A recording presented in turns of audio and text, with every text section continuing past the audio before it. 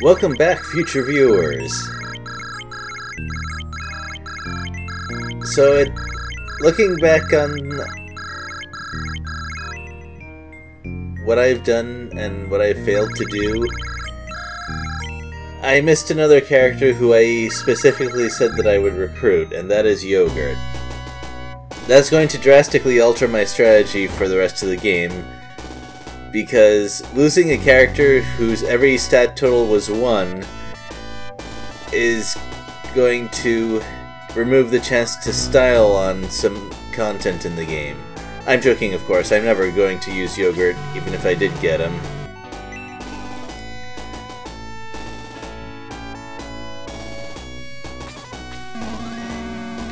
What's the point of Yogurt? Well, he is the most blatant joke character that I've ever encountered.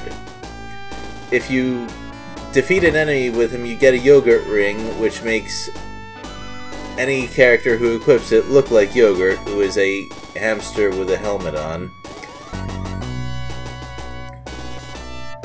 And if Yogurt somehow gains a level, the game says, oh wait, nothing actually changed, and he doesn't gain a level, or any stats, or anything at all.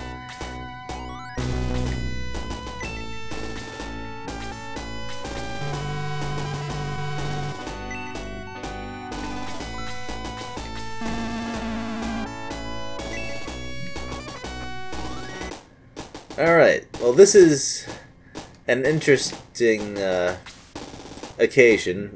We usually don't see the aftermath of a battle where there are still enemies around saying, I give up. But Shining Force does that every now and then, and I appreciate it. I hesitate to press the advice button, but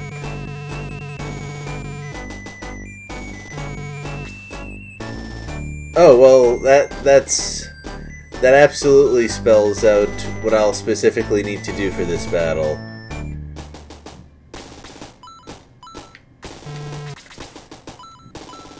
Well, I was talking about what Ernest's story could possibly be, and I think to do that, I'll need to bring him along for this next battle. I was going to avoid using May anyway, because she's higher level than just about everyone else I've got. So I don't mind bringing Ernest along for this one.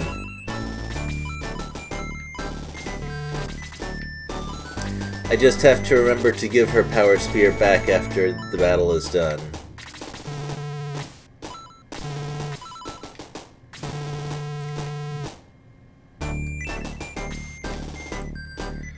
Well, here's an opportunity to see what May says in the back and what Ernest says in the front.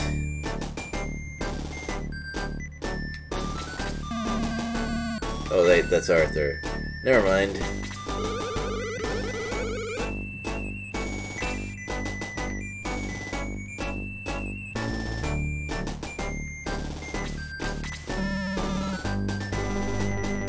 Well, that's very direct.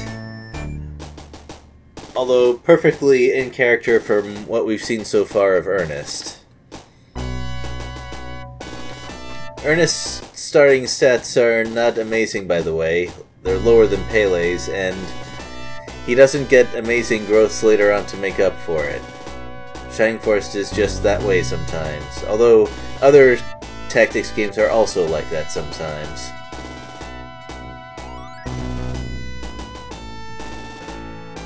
I think Shining Force has a bit less of an excuse for it than games with permanent death, though.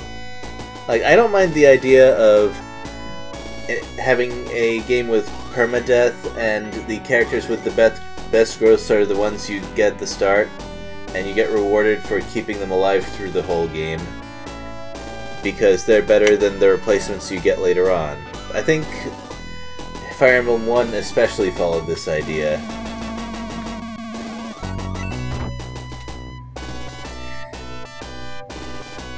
It's a little tougher to deal with that kind of premise in Shining Force, though, because don't get me wrong, I think that with the way that this game is designed, permadeath would be a bad idea.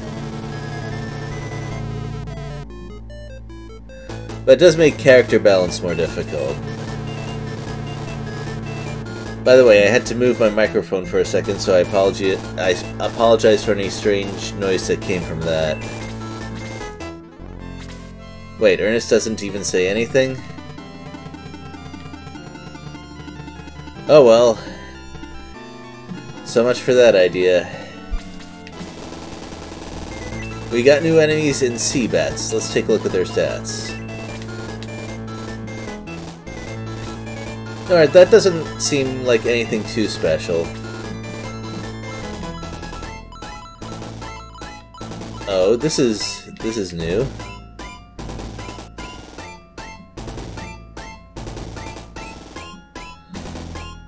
I guess that's their new priest type, maybe?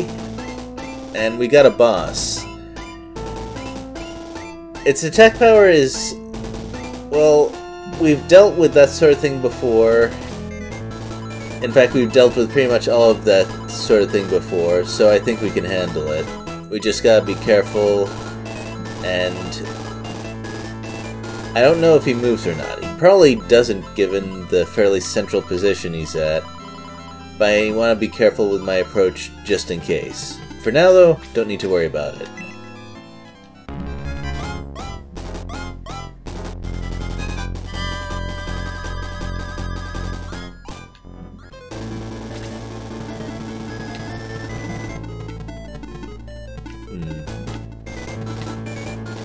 Well, a lot of my characters can follow up on that, but I think those artillery pieces move, so I need to be at least a little bit careful.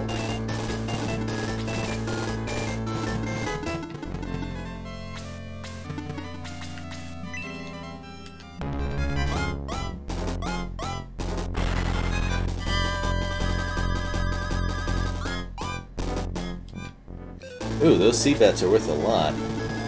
I gotta keep that in mind. Ah, if only.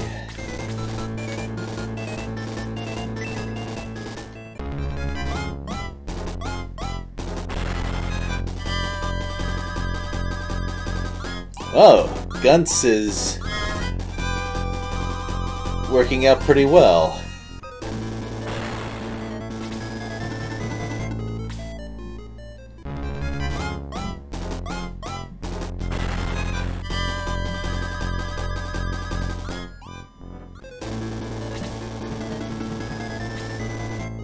Uh-oh, Balboroy might get surrounded. I may have made a bad move placing him there.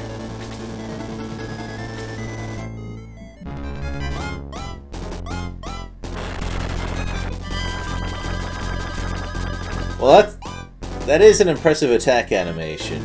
I'll give him that.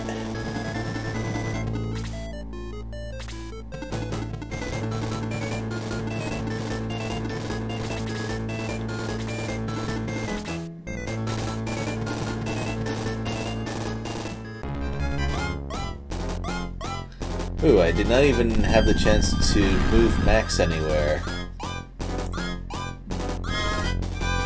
I guess that's the game's way of saying you'd better have at least leveled him up a little bit.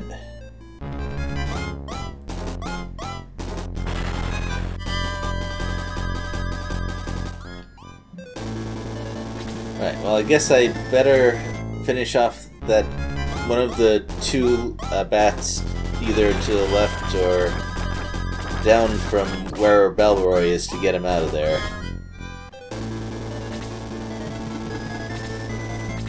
I think this is... oh, I guess those artilleries were kind of scripted to move to that line and just attacked if they were in range of someone. Either way, it's better than most archery-style units have behaved in the past.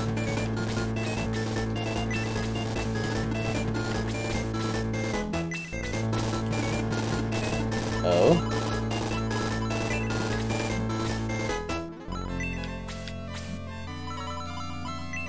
Right, the one that was damaged is up here, isn't it? They were surprisingly smart about how they moved. Let's see, how hard does he hit right now? Not great. but does he have heal too? That might also change things. Yep. Okay. Problem solved for now.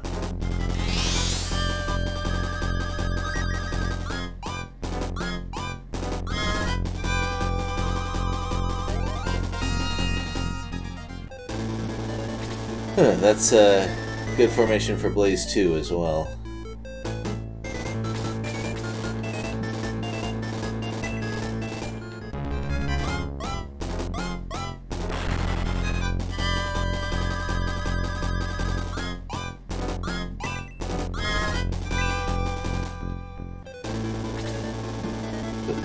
That's not really what I would consider a main character level up. I'm not impressed.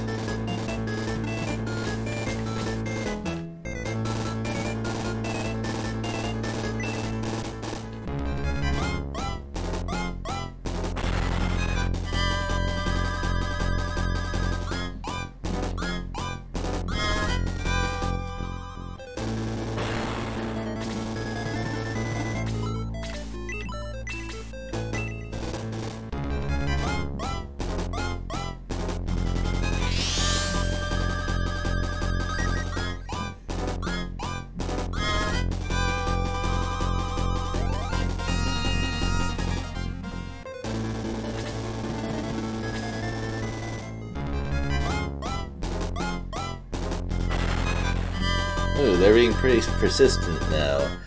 I like that. I like when they actually start moving and taking opportunities and stuff. Also, I just realized moving Gort there is not great. I could have moved Anri here and used Blaze 2 on all three of these artilleries. Oh well.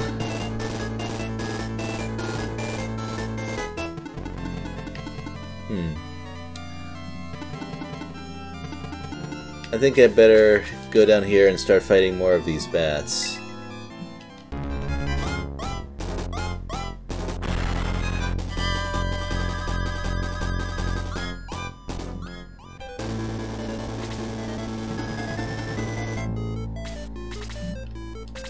Nope, wait. I forgot to equip him with the Power Spear.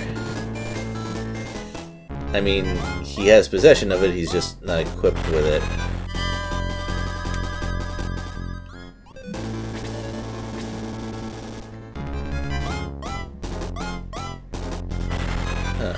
Man, Tao hasn't even had a chance to move yet.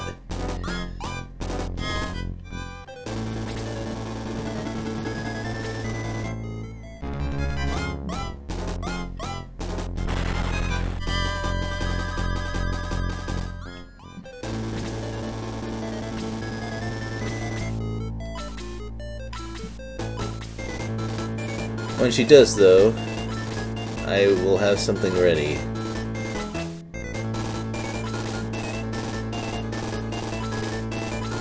How greedy do I want to get with this?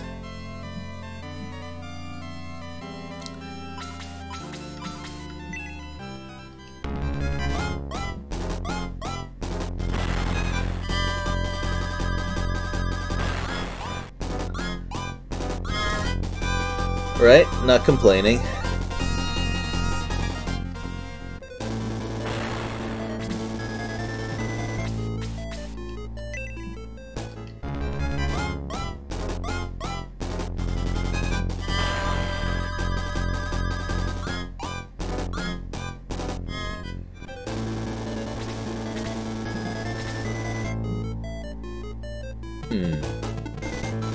So there's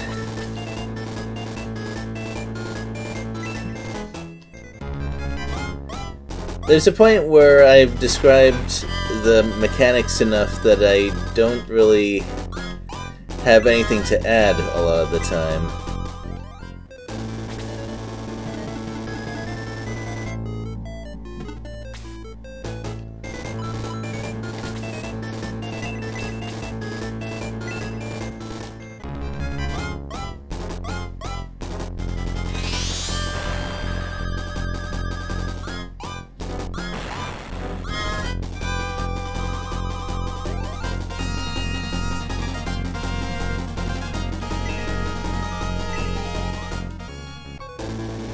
What I'm looking for most is for Anri to reach Freeze level 2.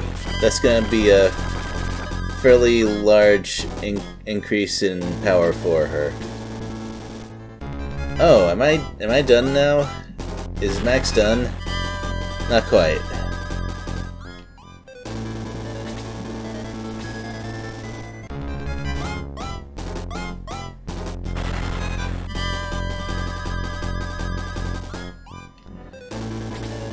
Alright. Yeah. I guess this is where they start to turn up with the challenge with AI behavior. I kinda wish they did that earlier. That would have made certain maps a lot more interesting.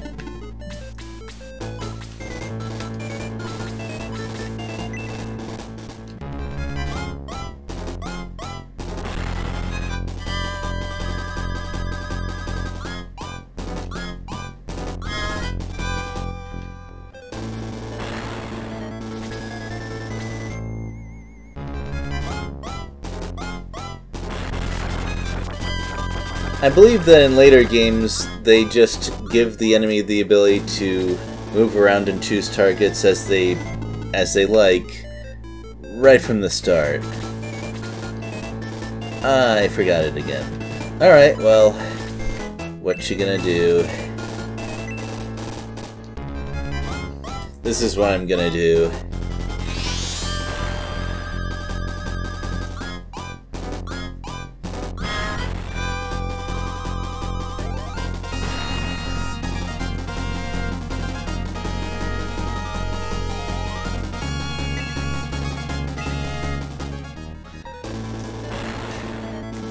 I try.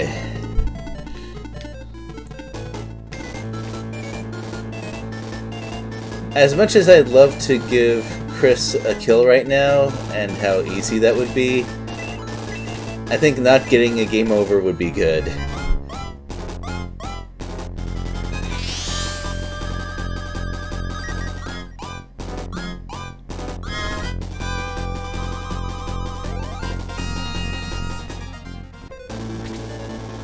I'm not exactly sure how the experience formula works for healing.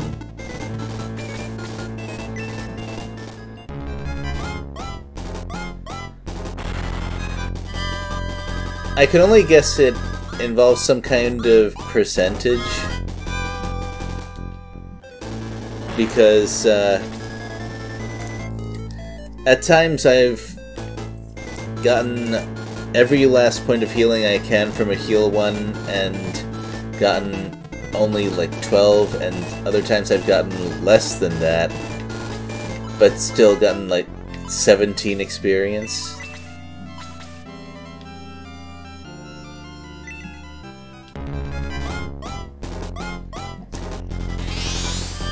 I think it's fine to go with only 2 characters who can use healing spells. 3 is a bit overdoing it, but I also think going with just 1 would be a bit too dangerous.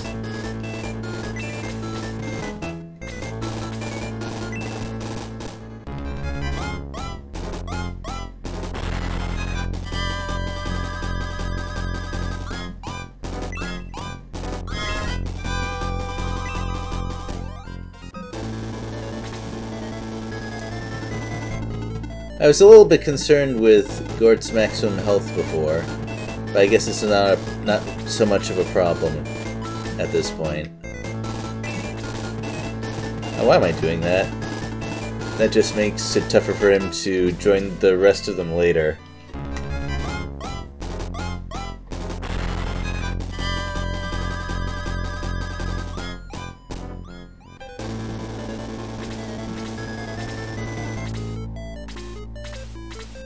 I hope those sea bats show up in later encounters, because they give really good experience.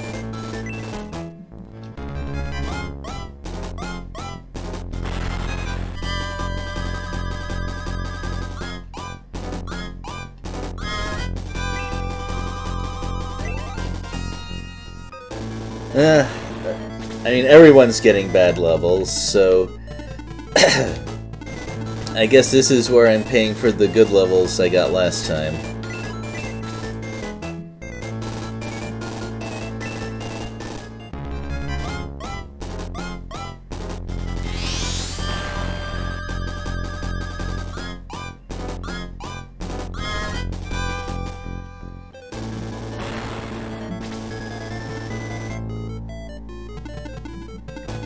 Well, let's rush in and do some backline damage, shall we?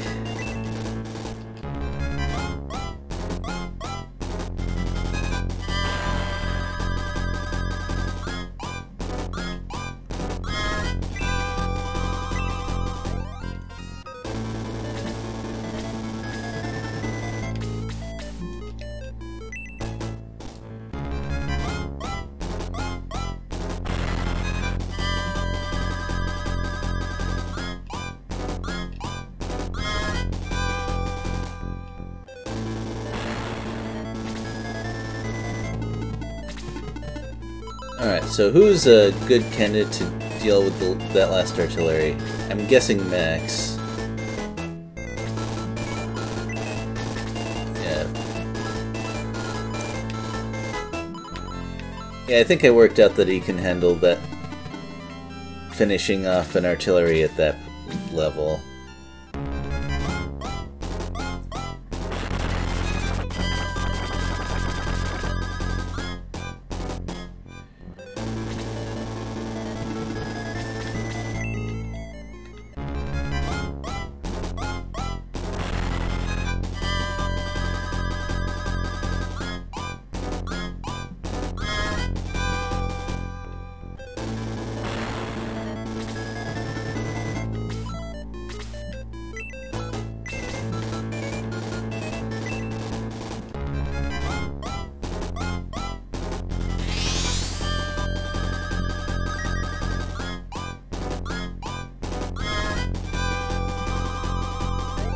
I think they speed up the healing animation sequence in later games as well.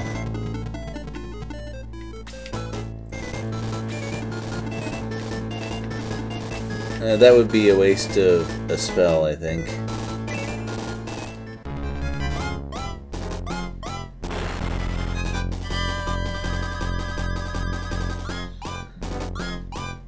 So I didn't know the math on that one. That was just a coincidence.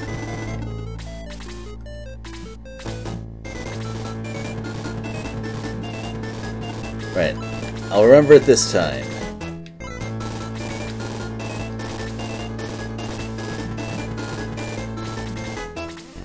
Ernest probably won't be able to do anything. The whole story behind this is probably more fleshed out in the Game Boy Advance version, as it usually is.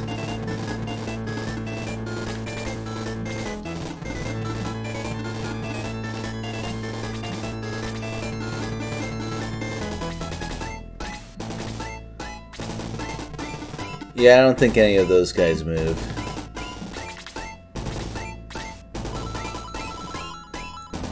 Man, if Balbasac was up here, things would be a lot more difficult, because no way I could surround him that way. That would be very troublesome.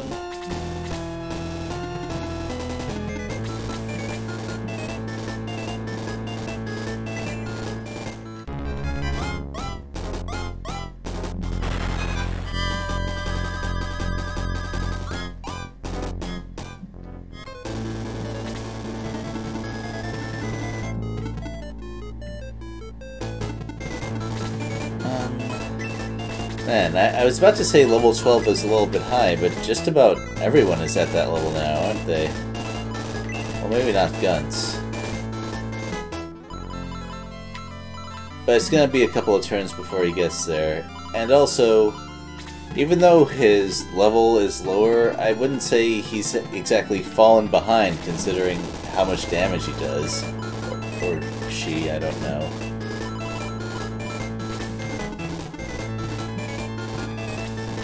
Anyway, time to get rid of that Hellhound.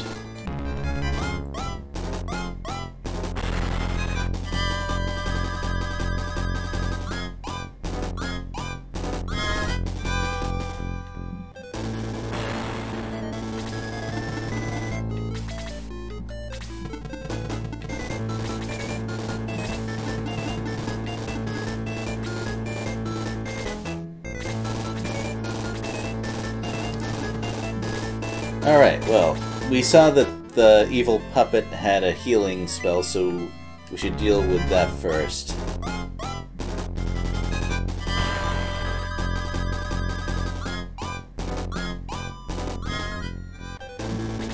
Yep. Very low level enemy. I'm a little curious that they brought it back after all this time. I don't think it's an awful bit of game design. I mean, healing 14 or 15 hit points of damage off the boss would be a problem. Heal 1 is one of those spells that doesn't lose its usefulness for a long time, at least in Shining Force 1.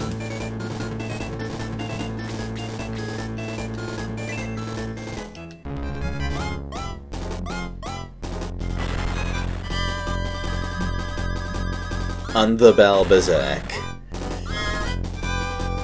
Oh, Ernest has some opinions of this guy, I guess.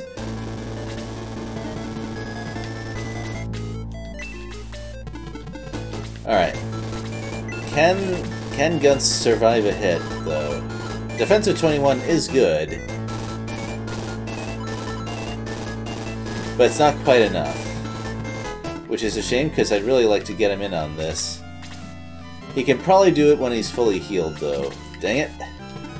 That formation is causing a little bit of trouble.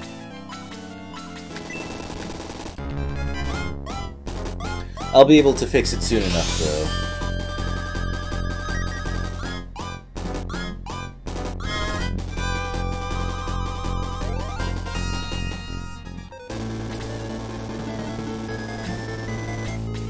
Yeah, Gort will be able to survive, I think.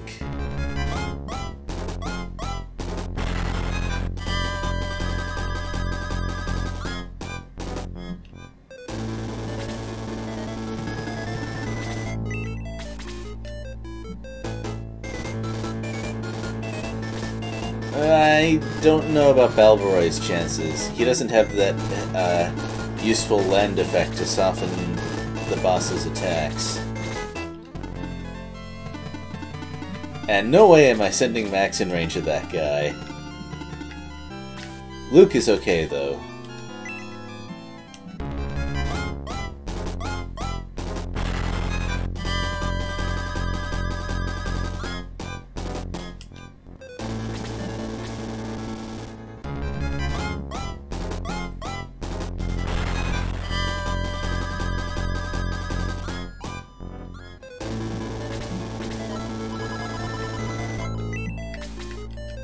I didn't expect an attack of 34 to deal less than half of any of my character's health.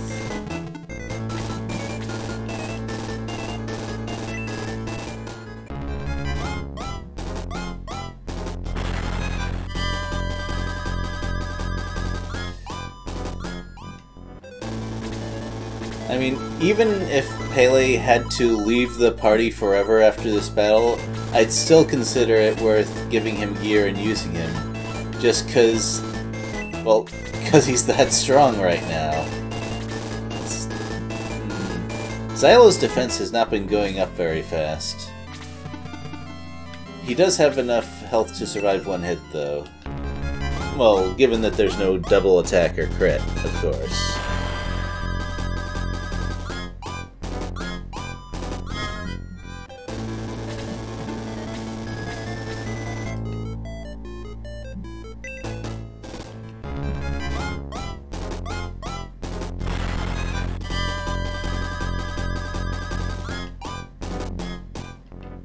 This sort of thing is probably why Shining Force 2 gave bosses double turns later on. Although I think that was overkill, considering that a lot of later, well, and even earlier game bosses in that game had area of effect attacks. Like, imagine the Marionette boss, the one with Freeze 3, being able to double move. I think that might cause people to just quit the game.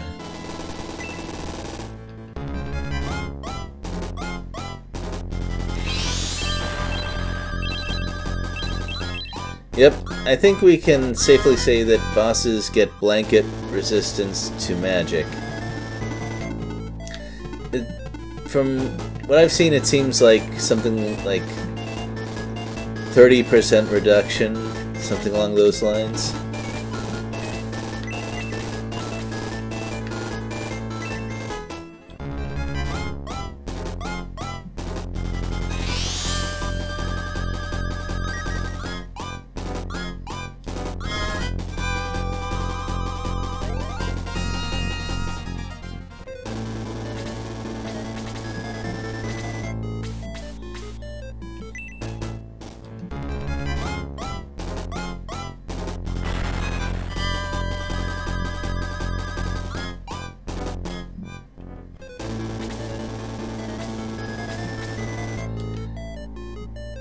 I would be shocked if Gort did not get something like 49 or 47 experience for this.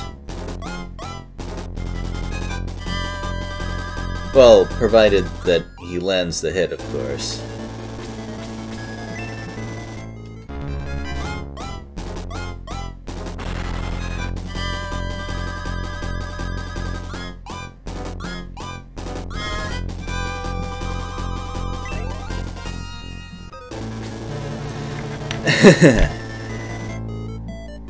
Uh-oh.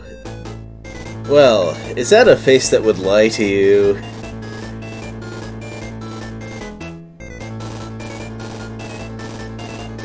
But you know what?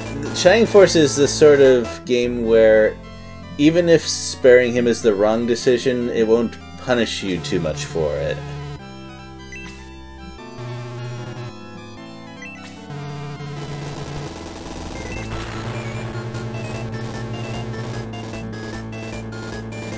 Oh, okay. We get a villain moment thanks to that, I guess.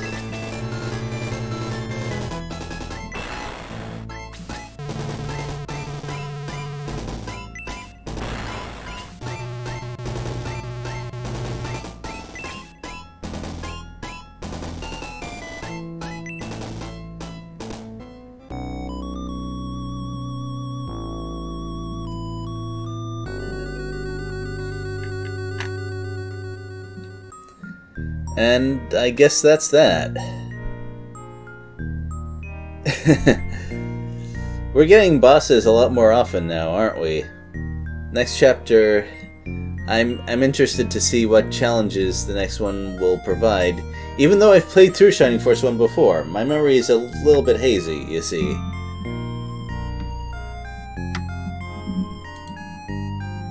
Well, I guess I might as well save.